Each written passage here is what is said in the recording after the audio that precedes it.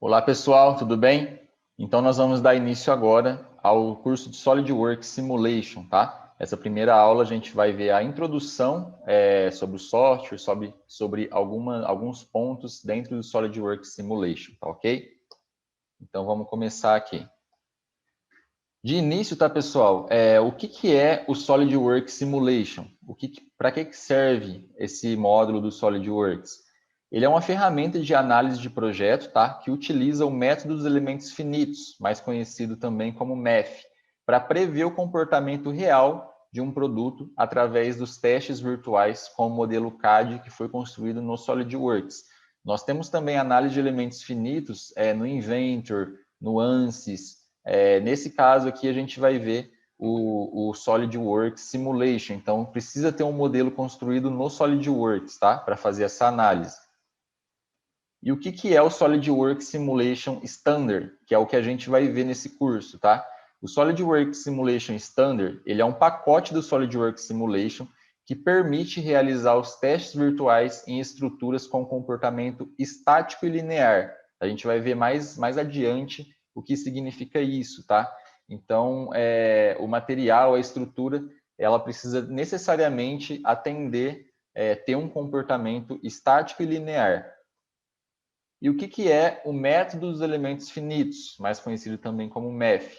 O método dos elementos finitos é uma técnica numérica para solucionar problemas de campo descritos por um conjunto de equações diferenciais. Então, se a gente lembrar lá em resistência dos materiais, a gente vai recordar que para calcular ali a deformação em um objeto, para calcular uma deformação em uma estrutura, a gente tem um conjunto de equações diferenciais que a gente utiliza para resolver aquela deformação, para plotar aquela deformação em um gráfico, que seria ali uma curva. Então, o método dos elementos finitos, ele ajuda a gente a fazer isso aí de forma mais rápida e mais precisa, tá ok? O MEF se baseia na divisão de uma estrutura contínua em partes bem pequenas, chamadas de elementos, conectadas entre si através dos nós. Essas partes, pessoal, elas não são infinitesimais, tá? Elas são de uma dimensão conhecida. A gente vai ver depois, ao longo do curso, que a gente pode colocar os tamanhos que a gente quer dessas micropartes para conseguir desenvolver ali o estudo de elementos finitos, tá? Elas não são partes infinitas, elas são partes que a gente conhece a estrutura e conhece o quanto de nós, o quanto de elementos que uma determinada estrutura possui depois que é aplicada a malha nela, tá? A malha, a gente vai ver também mais à frente o que significa. Na engenharia mecânica, o método dos elementos finitos ele é amplamente utilizado para resolver problema estrutural, térmico, de vibração, e a sua aplicação prática é popularmente denominada como análise de elementos finitos, ou FEA, na sigla em inglês. E como que funciona essa análise estrutural, tá?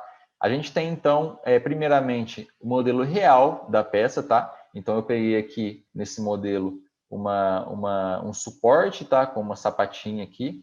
Esse suporte, ele tem um furo aqui no centro, tem uma porca aqui que suporta ele, tá ok? E aqui a gente tem 4 parafusos. Não dá para ver os 4 aqui, mas a gente tem 4 parafusos, no qual esse suporte ele é fixado na estrutura aqui. Essa estrutura é uma estrutura de alumínio, tá? Então, a gente tem esse suporte aqui. Então, a gente tem esse modelo real. De início, a gente precisa ter um modelo real, tá? Para a gente fazer essa análise, ver onde ele vai ser aplicado, ver certinho como que ele vai ser fixado. Depois, a gente faz ele no modelo CAD, tá? Então, percebam aqui que esse modelo real, ele foi desenhado aqui em um modelo CAD, nesse caso do SolidWorks. Tem que ser fiel às medidas, tá? Tudo certinho, para que a análise seja muito, muito próxima da realidade. Depois a gente faz aqui o modelo em elementos finitos, tá? Então é uma sequência, a gente primeiro desenha ele no modelo CAD, depois no próprio modelo CAD a gente faz o modelo em elementos finitos, onde a gente determina aqui a malha, tá? Então vocês podem ver aqui, tem vários tetraedros aqui, né? Várias pirâmides que estão aqui nesse modelo. Cada pontinho desse aqui é um nó, tá? E aí cada pirâmide dessa é um elemento. Então aqui a gente tem toda a malha desse elemento. Aqui a gente tem nas furações aqui em verde, dá para a gente perceber que esse material está fixado, tá? A gente colocou aqui que ele está fixado na estrutura. E aqui a gente tem a força da porca aqui, tá? Então essa porca, ela está exercendo uma força aqui para cima no material, nessa estrutura, tá? Então a gente está simulando aqui as forças que atuam e onde esse material está fixado, tá ok? E aí, com base nisso, a gente roda o estudo dos elementos finitos lá dentro do SolidWorks e a gente tem o resultado do modelo em elementos finitos, tá? Então, ele dá aqui um gradiente de cores para especificar aí onde estão as tensões maiores, onde estão as maiores deformações, onde estão os maiores deslocamentos. A gente vai ver tudo isso lá dentro do programa, tá bom? E quais as etapas de uma análise de elementos finitos, tá? Na perspectiva do software. Então, a gente tem aí o pré-processamento, tá? No pré-processamento, a gente faz a definição do tipo de análise que a gente vai querer fazer. Então, pode ser uma análise estática, como a gente vai aprender nesse curso. Pode ser uma análise térmica, de frequência, de vibração, tá bom? A gente define as propriedades do material, das cargas, dos suportes. E nessa etapa também é realizada a divisão do modelo em elementos finitos, que a gente chama de discretização, tá ok? Então, a discretização, ela é a divisão do modelo em elementos finitos. Ela nada mais é que esse aqui, ó. Deixa eu voltar. Então, isso aqui chama discretização, tá? É a geração da malha no elemento finito.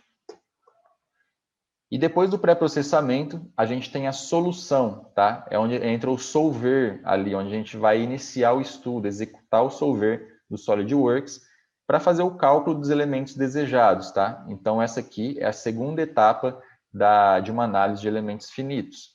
E a terceira e última etapa é o pós-processamento, onde nós vamos ver aí a análise dos resultados, tá ok? A metodologia de análise de elementos finitos, ela possui aqui algumas etapas também, tá? Então, aqui, nas decisões preliminares, que é a primeira etapa, a gente vai definir, então, quais são os objetivos de estudo, o que deve ser representado na geometria, tá? Da estrutura, da peça, da montagem, quais os carregamentos, os suportes e os materiais que constituem a peça ou montagem.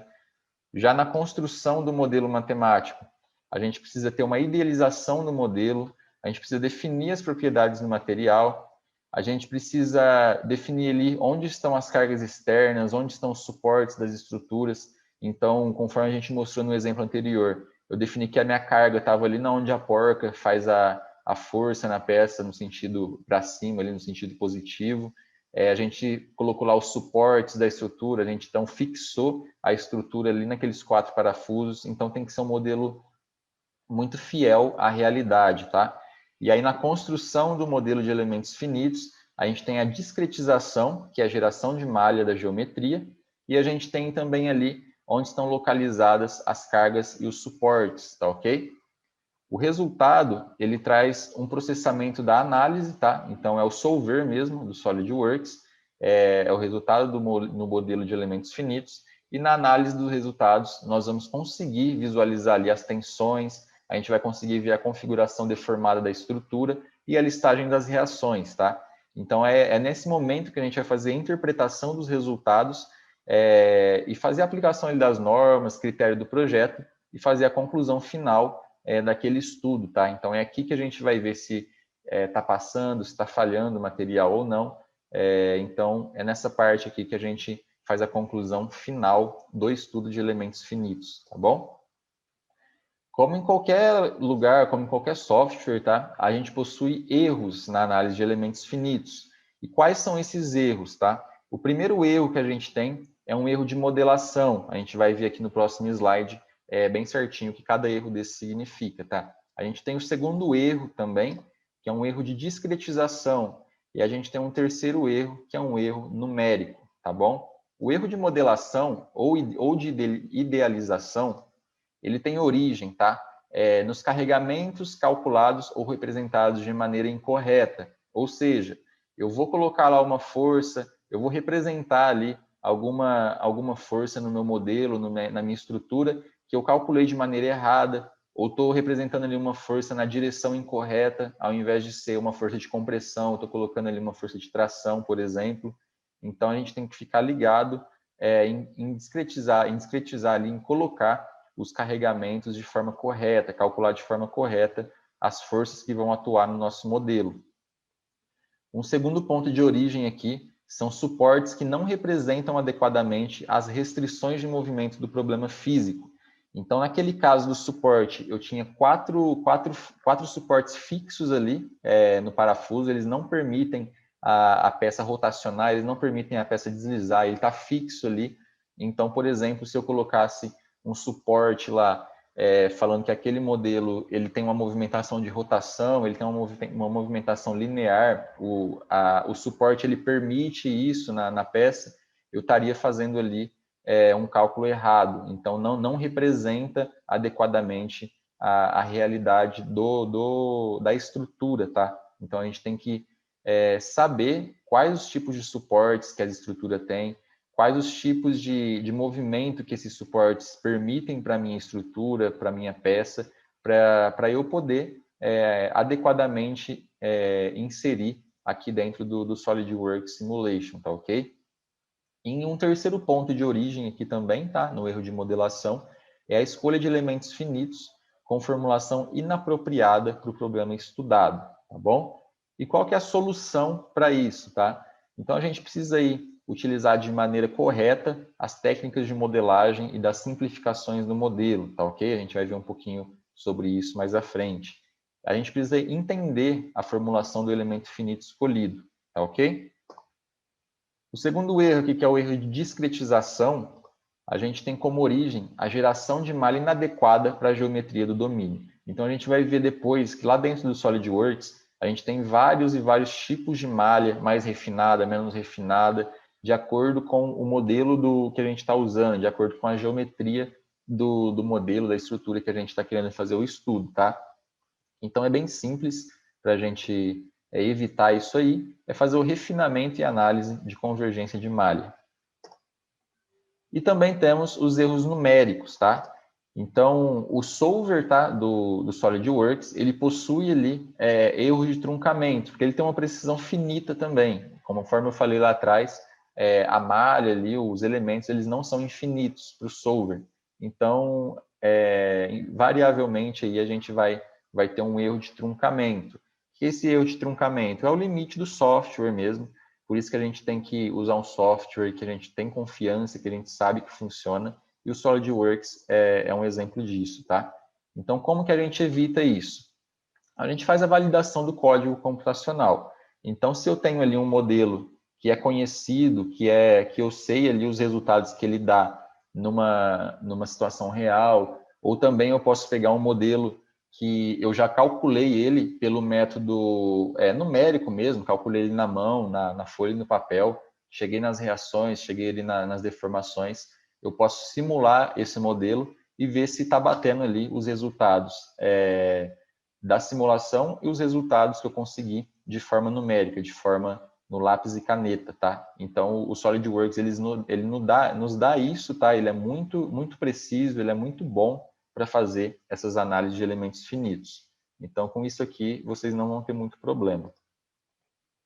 Agora a gente vai entrar um pouquinho, tá? Sobre quais tipos de elementos estão disponíveis no SolidWorks Simulation, tá? São 3 elementos, tá? A gente tem 3 tipos de elementos finitos dentro do SolidWorks, sendo que 2 desses 3 tipos possuem subdivisões, tá ok? Então, esse primeiro aqui que a gente vai ver é um elemento tetraédrico sólido de primeira ordem, tá ok? Então, nesse primeiro elemento aqui, a gente pode ver que ele é composto de pequenas pirâmides, tá? Então, ele é composto de pequenas pirâmides ao longo do elemento, que possuem aqui os nós somente nos vértices, tá? Ele tem arestas livres, e essas arestas, o comportamento dela, ela fica reta, tanto antes quanto depois do estudo, tá? Elas não se deformam. Então, antes da deformação e depois da deformação, essas arestas, elas são retas, tá? Elas não se deformam. E aqui a gente pode ter uma noção de como fica no modelo, tá? Essa discretização no modelo. Então, a gente tem aqui pequenas pirâmides, tá? E aí essas medidas dessas pequenas pirâmides, a gente tem essa informação lá no SolidWorks, a gente pode mexer com isso, tá? Quanto mais refinado, quanto menorzinho for, fica mais preciso. E ao contrário também, quanto maior for isso aqui, fica mais grosseiro e o resultado tende a ser um pouco mais discrepante do que da realidade. Então, esse é um elemento que a gente chama de elemento de rascunho, tá? A gente utiliza esse elemento para fazer uma primeira análise na estrutura, na peça ou na montagem, e aí depois a gente vai refinando, vai fazendo de forma mais adequada, tá? Esse é um elemento, então, chamado de elemento de rascunho. É um elemento que a gente faz uma análise mais rápida. O software ele demora menos tempo para fazer a análise, tendo em vista que é mais simples a geometria, tá? E aí a gente tem o elemento tetraédrico sólido de segunda ordem, tá? Então, vocês podem perceber aqui a diferença em relação ao anterior. Nesse aqui, além dos nós nos vértices, tá? Do elemento, nós temos também aqui no ponto médio de cada aresta mais um nozinho. Então, ele tem mais nós do que o anterior.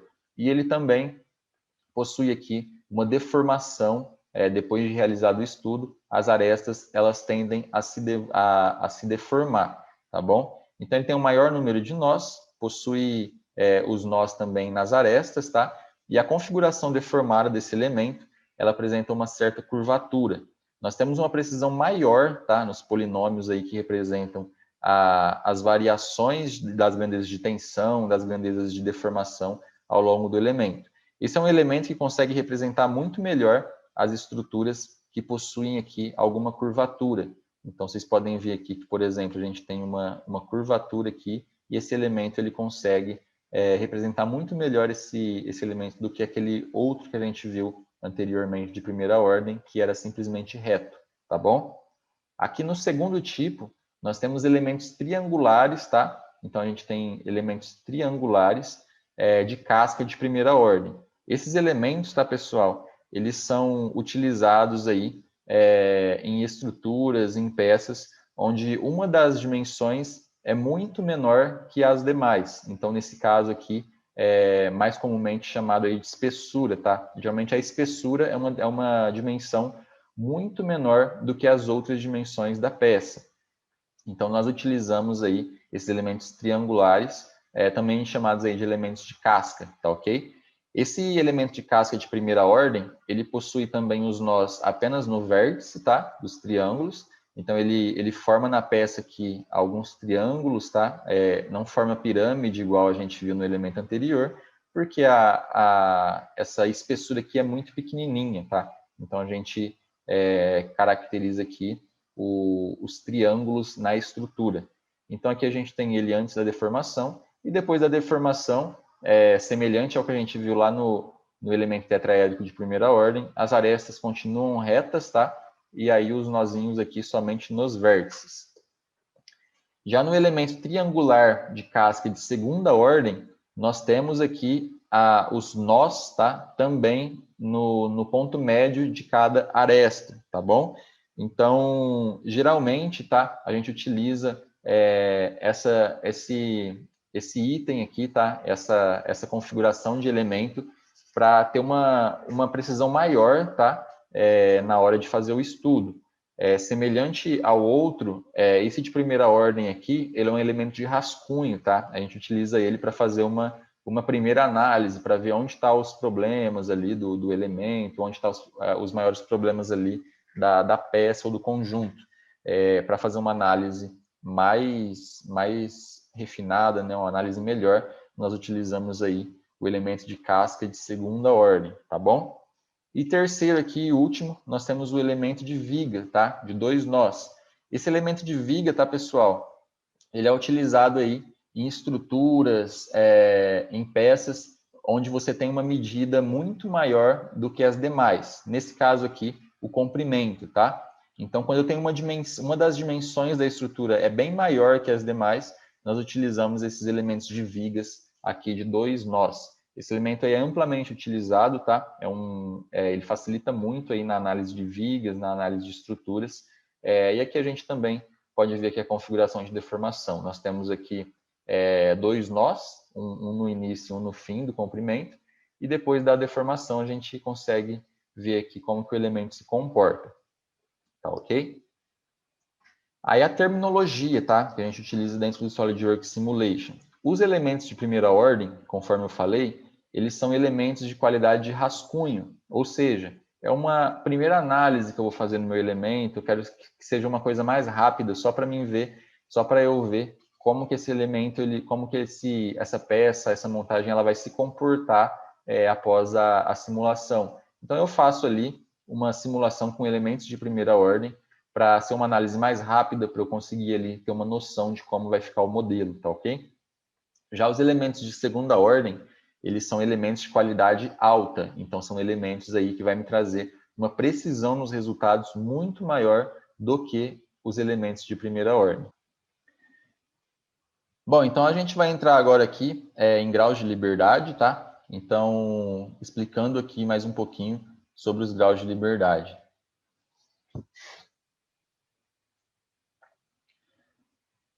Bom, aqui na parte de graus de liberdade, tá, pessoal? A gente vai ver que os graus de liberdade de um nó em uma malha de elementos finitos, eles definem a capacidade de um nó de realizar translações ou rotações. A quantidade de graus de liberdade de um nó depende do tipo de elemento a qual esse nó pertence. Então, por exemplo, se esse nó pertencer a um elemento sólido, que é aquele elemento que a gente viu lá atrás, que é tetraédrico de primeira e de segunda ordem, esse elemento ele vai ter 3 graus de liberdade por nó, ou seja, 3 componentes de deslocamento, tá bom? Se for um elemento de casca ou elemento de viga, ele possui 6 graus de liberdade por nó, 3 componentes de translação e 3 componentes de rotação, tá bom? Aqui a gente tem que cada grau de liberdade de um nó constitui uma incógnita a ser resolvida pelo solver. Então, quanto mais graus de liberdade eu tenho em um elemento, maior o nível aí de resolução do solver, tá bom? E agora a gente vai ver aqui também quais são as limitações do SolidWorks Simulation Standard, que é o que a gente vai aprender nesse curso. Então, a primeira aqui é que o material ele precisa estar sob o regime elástico linear. O que é isso? A gente viu em engenharia, a gente viu lá em resistência dos materiais, que a gente tem um gráfico de tensão e deformação dos materiais. Então, eu preciso que o material que está sendo estudado, o material ali que está sendo feito o estudo de elementos finitos, ele tenha essa característica da linha vermelha aqui, que quanto maior a tensão, maior a deformação linearmente aqui, tá ok? Tem que ser uma coisa linear. A gente pode pegar aí a maioria dos materiais dúcteis, né? Aço, esses materiais mais dúcteis, eles possuem essa curva de tensão-deformação linear, tá? Até um certo ponto, até que ele atinge o limite elástico dele e passa para o regime plástico, tá? O regime plástico é aquele regime onde o material se deforma e não volta à condição inicial. Já na tensão aqui, deformação na parte linear, eu deformo esse material, vou aplicando tensão, deformo ele, a hora que essa tensão cessa, ele volta para o estado anterior, o estado inicial, tá bom? Então, essa é uma primeira limitação que a gente tem no SolidWorks Simulation Standard. A segunda, os deslocamentos apresentados pela estrutura deformada são pequenos em relação às dimensões da estrutura. Então, aqui a gente tem 2 exemplos, tá? No Simulation Standard, a gente consegue fazer a simulação de pequenos deslocamentos aqui, tá bom? Esse deslocamento maior, a gente vai conseguir, lá na última aula a gente vai ver como faz, mas a gente vai fazer mais essas pequenas deformações estruturais, tá ok? E o terceiro é que as cargas são estáticas, tá? A gente não vai colocar carga dinâmica nos estudos. Então, as cargas são estáticas, são cargas aí que a gente já conhece e que são cargas que não têm movimento, são cargas não dinâmicas, tá? Então, tem essas 3 limitações. A gente tem como observação 1 aqui, tá? Que o SolidWorks Simulation, ele oferece um solver geometricamente não linear para o cálculo de problemas envolvendo grandes deslocamentos, que foi o que eu falei agora há pouco e que a gente vai ver lá na última aula do curso. E uma observação 2, que para análise que exige material não linear, ou geometrias não lineares, ou análise dinâmica, o SolidWorks Simulation Premium ou Professional também é recomendado, tá ok? Então, esse SolidWorks Standard, esse SolidWorks Simulation Standard, a gente vai ver aí simulações de elementos que possuem o regime estático, elástico, linear, e as cargas são estáticas, tá bom? Agora a gente vai ver sobre as unidades de medidas, tá? Desse nível do SolidWorks Standard, onde a gente tem aqui 3 sistemas, tá? De medição. A gente tem o Sistema Internacional de Medidas, que é o SI, a gente tem o sistema métrico e tem o sistema inglês, tá? IPS. Então aqui a gente tem massa, comprimento, tempo, força, pressão, tensão, densidade de massa e temperatura. É muito importante a gente configurar lá no SolidWorks Simulation, e eu vou mostrar para vocês como faz isso, as unidades que a gente está acostumado a trabalhar. Então, por exemplo, se eu tenho um elemento que eu vou trabalhar com ele um deslocamento minúsculo, ali, um deslocamento muito, muito baixo, ou também uma carga, uma tensão baixa ou uma tensão alta, a gente tem que prever, por exemplo, a unidade que a gente vai usar. Então, por exemplo, se meu elemento ele desloca muito pouco, eu vou usar aí um comprimento em milímetro, tá? Uma massa em quilo, por exemplo, ou se é um elemento ali que pesa pouco, que vai fazer um estudo ali de peso e o peso é muito pequeno, a gente pode colocar gramas aqui. Então, vai de cada estudo que a gente vai fazer, tá? Eu geralmente utilizo a massa em quilo, comprimento, as medidas aí em milímetros, tempo em segundos, a força em newtons, a pressão ou tensão em newtons por milímetro ao quadrado, que seria um megapascal, tá?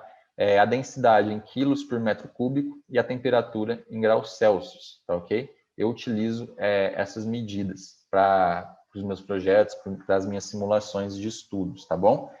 Então, a gente vai fazer um resumo agora do que a gente viu nessa aula, tá? Nessa aula, a gente viu aí uma breve apresentação do SolidWorks Simulation, a gente também viu aí uma breve apresentação do método dos elementos finitos e da metodologia de análise por elementos finitos.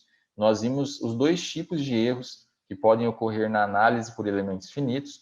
Nós tivemos aí a apresentação dos tipos de elementos disponíveis no SolidWorks Simulation, a apresentação dos conceitos de grau de liberdade, a definição das limitações do SolidWorks Simulation Standard, que é o que a gente vai aprender no curso, e a apresentação dos sistemas de unidades disponíveis no SolidWorks Simulation, tá bom? Então, essa aula aqui foi mais ou menos uma introdução, tá, ao curso, uma introdução ao que vocês precisam saber para fazer o curso, para aprender realmente a fazer aí as simulações corretamente, tá bom? Então, nós vamos ficando por aqui nessa aula. Aguardo vocês na próxima aula, onde a gente já vai entrar numa parte mais prática do programa, tá ok? Então, muito obrigado pela atenção. Até a próxima aula.